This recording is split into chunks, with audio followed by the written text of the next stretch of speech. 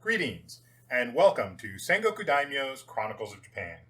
Today we have a special edition. This is a video edition, and we are here doing something that has been pretty big in Japan lately, given the recent pandemic and all the people who are self-isolating, and that is making so. What is so? In reality, this is a recipe that comes from a little bit later than where we are in the podcast right now. So is a 10th century Japanese, we're not sure, we think it's a cheese. It's a dairy product of some kind.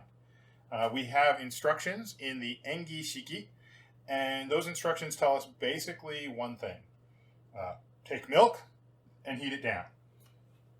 So here we have whole milk, and we are going to simply pour that into a large iron pot, get it heated up, and cook out all the liquid till we get down to the solid base.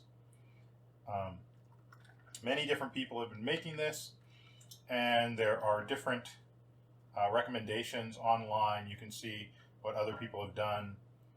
I'm doing right now just the very basic. We are just making plain old so. So we're going to be cutting back and forth between various scenes here because you don't want to be here for the entire time. We will go ahead and shorten this down just to show you the main parts of the process. And then we will go ahead and you can make it yourself. However, I would recommend that if you're going to do this on your own, you're probably going to want something to keep you busy, maybe a podcast, something, maybe record your own version of making so. So what is so? It's a dairy product, which is odd because you don't normally think of dairy products when you think of Japan, but early on they were using cows and dairy products. A lot of food seems to have been imported from the mainland. And in fact, the imperial household kept a herd of cows, a small herd, specifically for medicinal purposes. So was one of these things. We don't know what it was exactly. There's a thought that it was like some kind of a fresh cheese or something similar. There's no evidence that it was aged. So really the Engi Shiki, which is our primary source for directions, simply tells us that it was boiled down.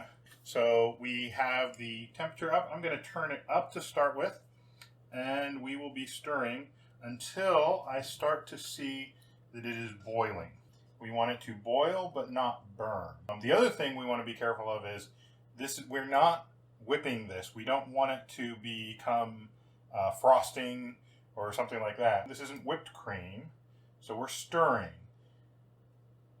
So while we wait for that to come up to temperature, a little bit more about so.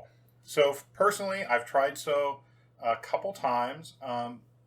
Two of those were at a place called Rokusei in Kyoto. They still do a wonderful job at a 10th century feast. Since we don't really know what it was, all of this is conjecture. I did get whole milk because I have a feeling that given the instructions that we're boiling off the liquid, a lot of this has to do with getting the actual milk solid. So the more solids you have, really the creams, the fats, those sorts of things are what's going to be left. Now there are other people out there doing this, so you can find recipes. I know Sora News did one on this, so I've been keeping it stirring. That's what they say. They say stir constantly. I'm just doing a low, gentle stir. I don't want this to burn, so if it starts to get really going, I'm probably going to have to turn the heat down. Have I mentioned that this takes a long time? So be prepared to get in, settle in for the long haul. It's a good thing if you're not at your standing desk at work, you can be here standing over a kitchen. A little bit of a workout while you're inside, as it were. I turned it down to about half, but just into medium heat. But you can see it is still going pretty strong in terms of the steam that's coming off of it. My whole goal here is to, all this steam is just, that's the water evaporating out of the milk. That's the liquid evaporating. And that's what we want. We want to get down to the solids. So I can't emphasize enough how much you really do want to keep stirring this, because if you stop for too long, then you will start to get kind of this film. And while it's in many ways the solids coming together, we want this to be consistent. We don't want it to just be some parts have solidified and some parts are still liquid. So as much as possible, just keep stirring. Yeah, sorry, not much to show you. It's just stirring and stirring and stirring. I know I'm really hyping this up, aren't I? So while some of this has been from the stirring, you can see that there is a considerable drop in just how much milk there is here. So it's clearly evaporating. It's just waiting for it to come on down all the way. So one of the things I'm noticing as I'm stirring this and as it gets more and more condensed, that film that shows up on the milk is starting to form earlier and earlier. And we're just slowly stirring it, keeping it stirred back in, but it is taking less time to form. And I think that's a good sign. That means that basically there's less and less liquid and more of the solids are starting to be come together. That's what's forming that film. Just trying to keep it broken up enough that everything is heating as uniform as I can get it. Also, something you can't really see inside of this, but there's like little bits of it that are precipitating out that are basically adhering to the bottom, and so I'm trying to find those, scrape them out, make sure that we're not getting large clumps or deposits of anything in here. Trying to keep everything as smooth as possible. Same thing with the sides, trying to make sure that we don't get large clumps on the sides that are going to be problematic later on.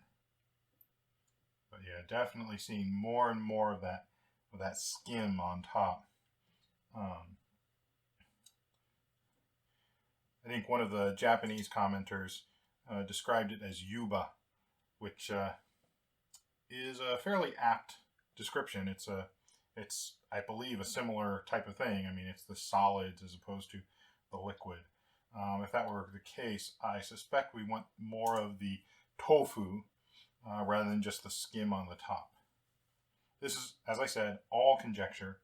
We really don't know what it's supposed to be, but let's keep going and see what we have. So now we're starting to see even more solids form.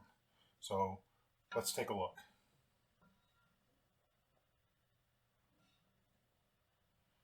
So if you can see through the steam, you can see how it's bubbling, but you can also just see how much thicker it's starting to get, almost like we've got a heavy cream here. So that is exactly what we want it to do. We're doing good.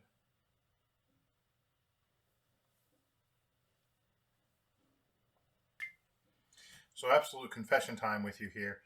This is the first time I've actually made so. So I don't exactly know what this is going to be like. We'll see as we go along, but it's an interesting experiment. Different people have reported different things with souls. So it can be white. What I had was a very white, creamy color, as I recall. But other people have said that it's been almost like a toasted, kind of yellowish, probably a little bit of a charring or burning from the process. So we'll see. It may depend even on the type of milk and cow, everything like that. Different types of milk will have different consistencies of cream, fat, solids. So all that is going to play into what we actually get here. And since I have no idea what the milk was like for the Heian aristocrats, I am just going to have to assume that whatever I can get at my local supermarket was just good enough. Here you can see some of those solids starting to form.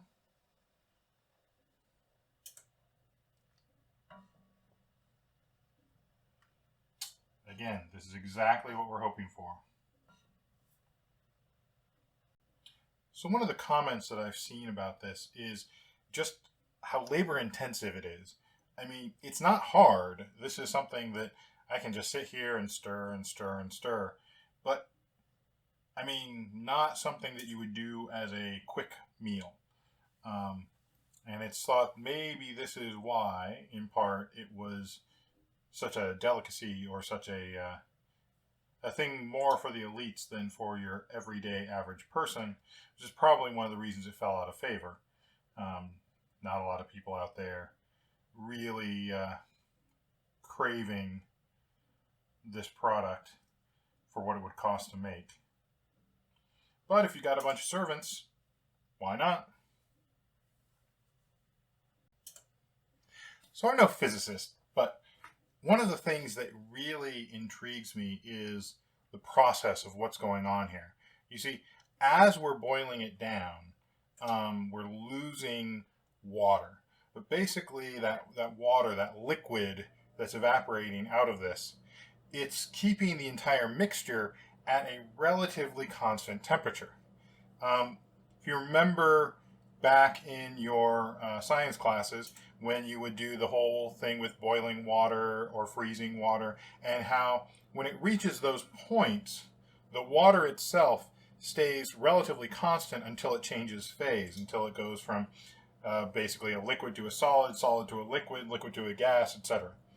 And so, at least in my limited understanding of what's going on here, and I think this is just kind of cool, so I'm geeking out about it, while I'm mixing it, I'm trying to keep everything at a relatively constant temperature. Now, the edges, which are touching the actual iron pot, if I don't keep them going, then they can actually get up to a much higher temperature than the rest of the mixture, and hence burning, etc. And so to prevent burning, we keep it stirring, and therefore everything should stay at around a relatively constant temperature as we do this.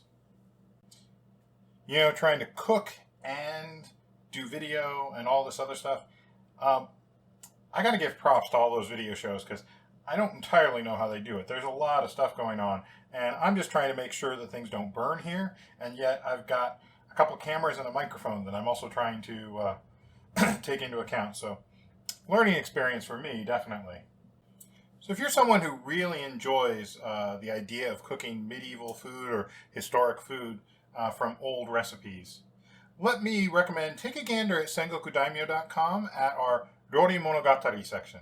That's actually a 17th century cookbook translation that we did a little while back, and it has all sorts of things in there. So just to let you know the layout of the book, the first part is simply ingredients with lists of ways to cook them. Then it gets into kind of your sauces and stocks, and then after that it gets into the recipes. And at the very end there's just kind of a miscellanea on various things. It's kind of cool in and of itself. I can't recommend everything in there. I mean, they were eating whale and certain other things that I don't recommend today, but it is interesting to see what at least the Edo period food looked like. Some of the stuff we would absolutely recognize, some of it not so much. As an example, sushi, which many of us enjoy today, was a little bit different back then. As a matter of fact, most sushi was actually preserved fish. It was something that was used to keep fish edible for longer periods of time, and hence the vinegar flavor. That vinegar was a large part of what people associated with sushi. But early quick sushi, haya sushi, or one night sushi would mean that you only took a night to prepare it. Most of this was not what we consider today. It wasn't until we really get, unless you're really next to a fresh source of fish, or you have sources of refrigeration, that you can get the truly, truly fresh fish, raw fish like we have today, and still be edible. So it really is incredible. I mean, just how much this has gone down. Let me show you. So really, you can see how far it's come down from the sides of the pot here. So we're really starting to see more and more of those solids. I mean, just take a look. You can see how everything here on the bottom, all of that. So here's the thing. We've often talked about this as a kind of a soft cheese. Well, there actually is an Indian dish that is made pretty much the same way. I believe it is pronounced khoya, K-H-O-Y-A is the spelling I found. I'm sure with all the various dialects in India there are other names for it. But it is essentially the same thing. It's taking milk, it's putting it in a large pan. In their case, I think one thing I saw called for a rather shallow iron pan. Cooking it at in their case, a low temperature for as long as it takes to get it down to about 1/5 the original size. Now, the Engishiki calls for 1/10 of the original size rather than 1/5. So perhaps this is just boiling it down more. But that is actually something that's used in a lot of Indian desserts as the base, and could be just what we're seeing here.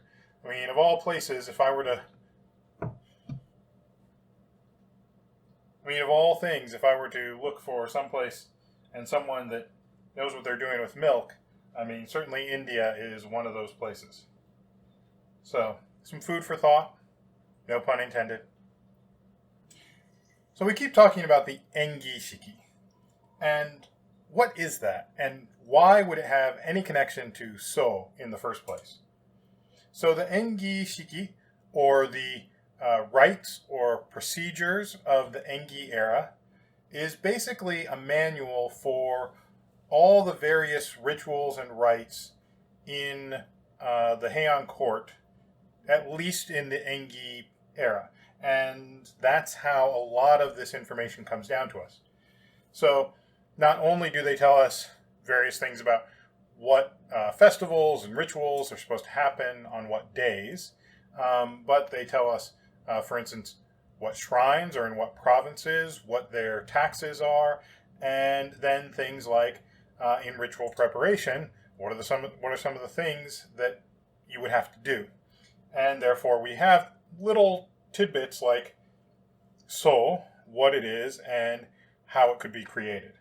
So that's really where some of that comes from. That's what that is. And this is really, to me, kind of fascinating because throughout Japanese history and historical study, this is one of the things that you keep running into.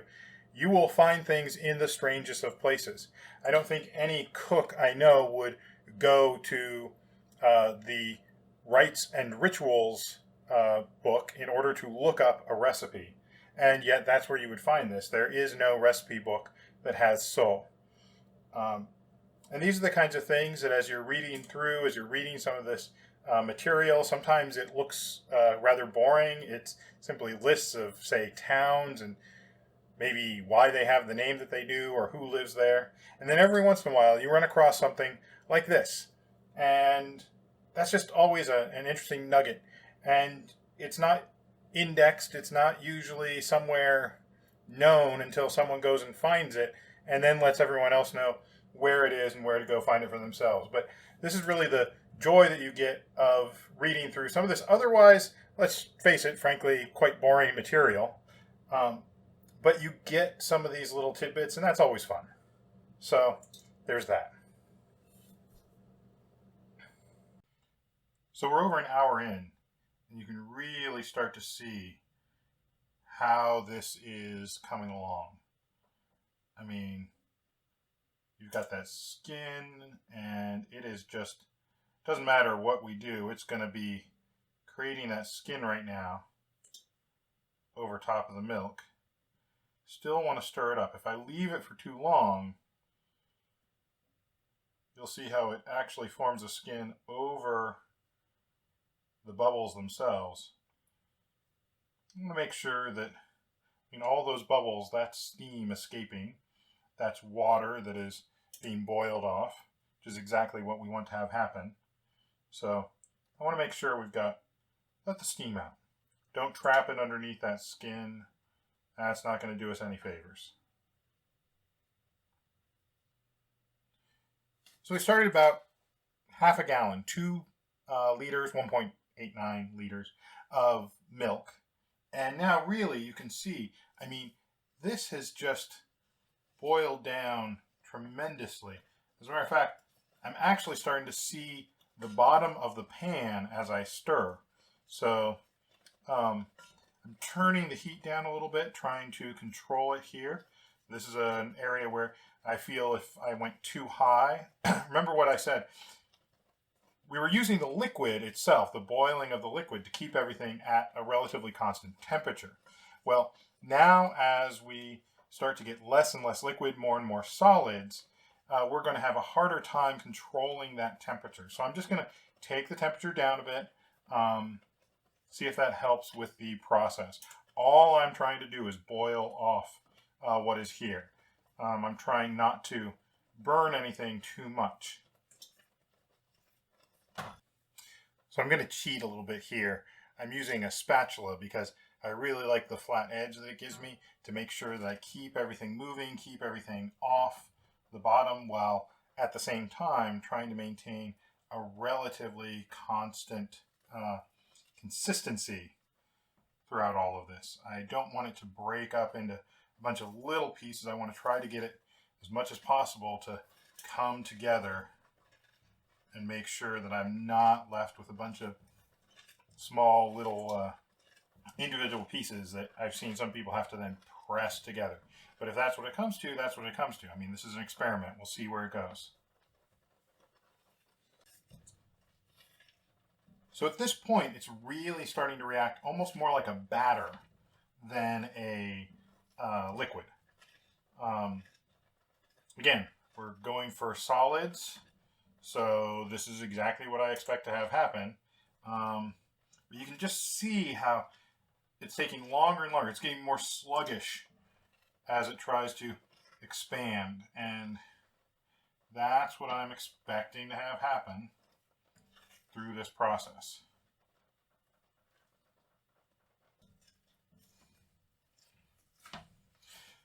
So it really does feel like the key here is to not let it burn, but it is really becoming more like a paste, and as I said, a batter, than it is any kind of liquid, this is looking really good. This is what I kind of expect. I didn't know what to expect, but this looks very promising. I'm trying to keep all the pieces of it together in one mass so that it doesn't come apart. Ideally, once I'm ready, I should be able to take this out. I've got a mold here that I'm planning to put it in, although now that I'm looking at this, I think I may need a slightly smaller mold. I was expecting maybe to get something a little bit bigger. It's actually good. I probably don't need too much of this stuff. I'm expecting that it's going to be rich. Basically, this is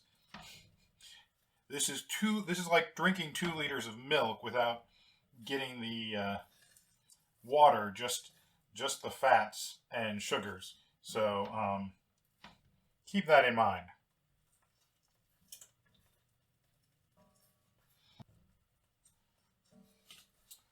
I'll tell you the thing that's going through my mind right now, because I really don't know, and is this something where in reality I just need to let it sit? It does say to keep stirring constantly, but should I have it sitting at a low temperature? Should I have it continuing at a high temperature? Maybe at a high temperature it would boil away faster than it would burn. I really don't know. So I'm keeping this going. I'm choosing to do this at a lower temperature where I can control things a little bit better. But that does mean that I'm constantly moving, and it probably is going to take a little bit longer than if I left it at a higher temperature. Interestingly enough, it's coming down to a smaller and smaller area, which I think is a good sign. The area underneath it really isn't burning, which is really kind of fascinating. And the area that's kind of outside is the area that's where I can see everything's kind of drying out and sticking. And so that's an interesting feature as I do this.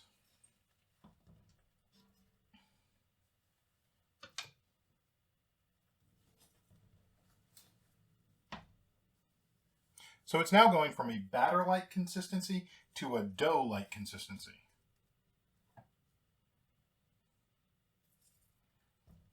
You can see here how I can kind of form it up into this ball, as it were.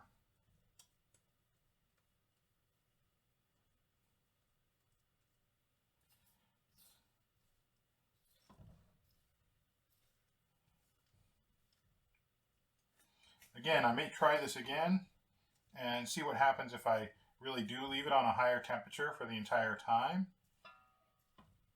I worry that the higher temperature might be higher than their stoves and ovens might have, or their stoves might have gotten stuff up to, given what they were working with.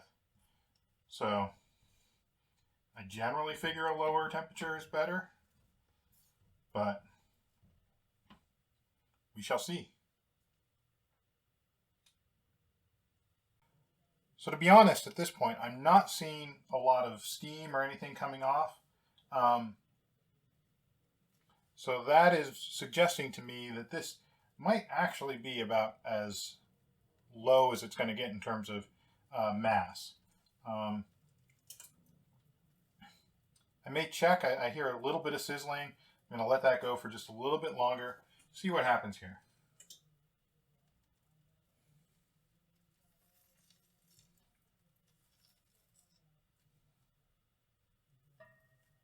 One other thing that we should try at this point. Let's see what it tastes like.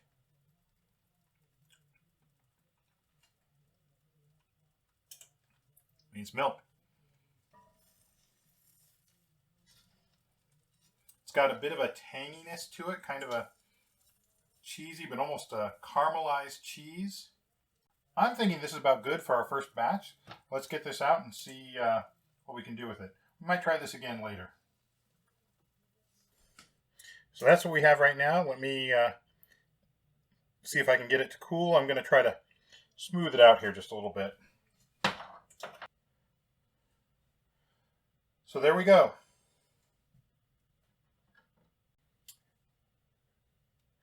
That is our first attempt at so. We're going to let this cool down and we'll come back to it and see how it is. All right, so there we go. That's our second batch. Coming out with about as much as the first one. Not really as happy with it as I was with the first one. Honestly, I think that the larger pot is definitely the way to go. The smaller pot just wouldn't fit everything all at once, and I had a couple spillovers, so definitely go with the larger pot. I also think that it was easier towards the end, and that kind of surprised me. I thought it'd be easier in the smaller pot where everything was contained, but in the larger pot, it just felt like I could maneuver the dough a bit more. Neither of these seem like what I got at Roxay so many years ago. So clearly my interpretation is different than whatever their interpretation is, and that's different than other people's interpretations. And that's kind of the fun of this. We don't know. We don't know what we don't know. We don't know what this exactly was. It was probably something that was able to travel some distance. It was probably able to be kept for some period of time. Was this like those Indian desserts? Was it something else? Not exactly sure. May even try pressing this to see if that works. I mean, something that they do with tofu. It did occur to me that we often use soy milk as a replacement for milk, and in a culture where they would have been more familiar with soy milk, they may have actually treated milk in a similar way. So there is that possibility. But we'll let this cool down. We'll see how it goes. Other than that, thank you very much for watching. Really appreciate it. And if anyone needs other things to do during this coronavirus quarantine time, feel free to download a few podcasts. Might I recommend Sengoku Daimyo's Chronicles of Japan, among many other fine podcasts out there. So thank you very much for watching. Really appreciate it. You all enjoy yourselves. Stay safe. Stay healthy. Ciao.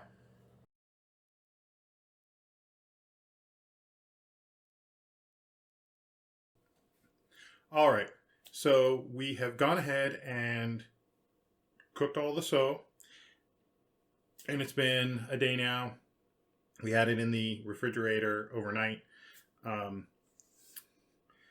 Have some thoughts about this, and I'm going to try it and let you know what we're doing here. So first of all, what I have in front of me, I have the so, and then I've got several condiments.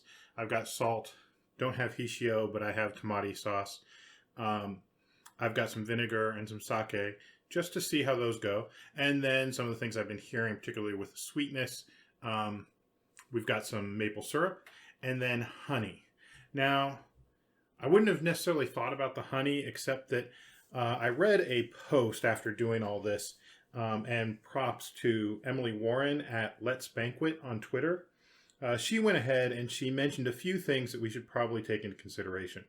First off, the counter that is being used for so is apparently tsubo. It's a jar, which means that there's a question of whether or not this actually would have been a solid, or could it have been a liquid that was then in a jar of some kind. I'm still wondering about that. I mean, it does say apparently that you have to take it down to 1/10 of its mass, and I don't see how you quite do that unless they're somehow straining out the solid, but there's nothing in the text that really seems to indicate that. Neither is there anything about additives, and she brings that up, that there's nothing that says anything about adding things to the recipe, but this is not uncommon, unfortunately. If you see recipes on sake, there's often recipes that don't mention the fact that koji is an important ingredient, particularly when it's just a rough overview. I mean, this really isn't a recipe per se. They aren't giving step-by-step instructions on how to make this stuff. She points out that some of the places that were sending this to the court, it would have been on the road for days, possibly weeks, before it actually arrived. So if it's going to be on the road that long, it can't be something that has to be made and eaten immediately. And honestly, with what I have, I don't know that I don't know that I'd want to leave it out for any length of time. Really, it probably should be refrigerated. We have the benefit and the luxury of modern refrigeration. They didn't. This would have been made in large vats. It wouldn't have been made in small scale production. It obviously wouldn't be made in a modern kitchen. So if you really want to do this, there's a lot more that you have to do. This is in no way a scientific experiment. Emily also points out that this probably would have been something that was fermented or otherwise preserved. And so that's some food for thought. In the end, what we have here probably isn't the so of the Heian period. But it's a fun experiment. These are the kinds of things that you can easily do in your home. Give yourself at least a taste for what might have been there. And in many ways, it's what you learn along in the process that I think is good. So let's see what this so is actually like. I did have a little bit of it earlier. So just first off,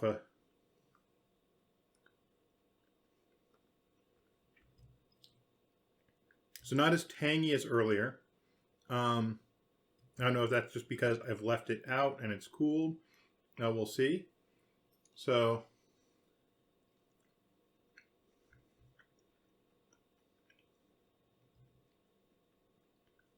kind of doughy. I like it with the salt. it actually goes pretty well. It goes better than I would have expected with tamari.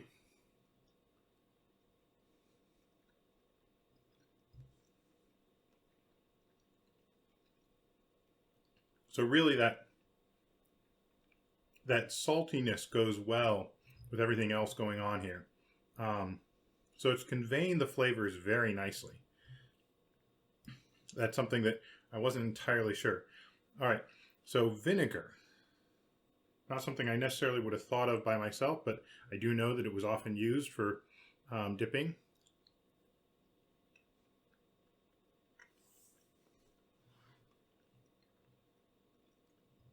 Honestly, kind of light. I'm not getting a lot of vinegar off of it. Not a bad thing. I'm actually using a sweet vinegar, a sweet rice wine vinegar. I'd have to go back and take a look at what kind of vinegar they actually would have used for anything like this. And then sake. I've run into a lot of things that are sakabite, dipped in sake, so I like to try this just to see.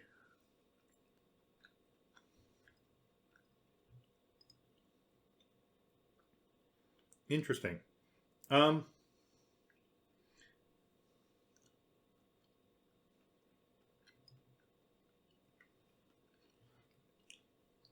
entirely unpleasant, not something I'd subject a good sake to, necessarily. All right, so in front of me here, I've got, I said, the maple syrup and the honey. This is something else that Emily pointed out in her tweet. By the way, I highly recommend you go follow her. She's got some great tweets on pre-modern Japanese food. It's an absolute joy.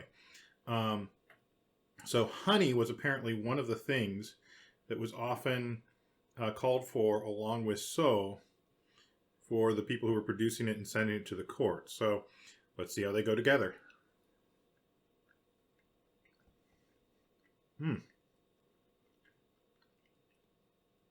That is nice. I like that. Yeah, it's I mean, it's honey. The honey kind of overwhelms it, but it's got a good chewy base with the with our little so here, and then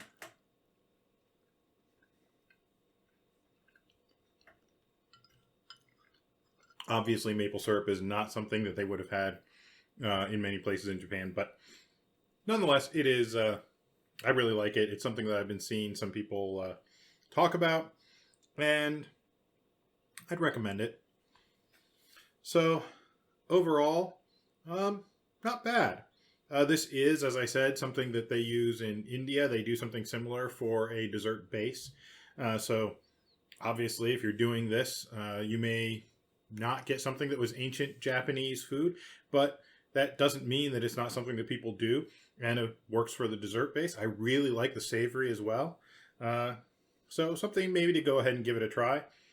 In the end, I mean, it's something to do. I don't know that it's going to preserve your milk any longer than it is, so probably drink up, get those healthy bones. But fun little experiment that anyone can try at home. So that's it for this special video episode of Sengoku Daimyo's Chronicles of Japan. Thank you very much for watching, and I'll see you on the podcast. Ciao.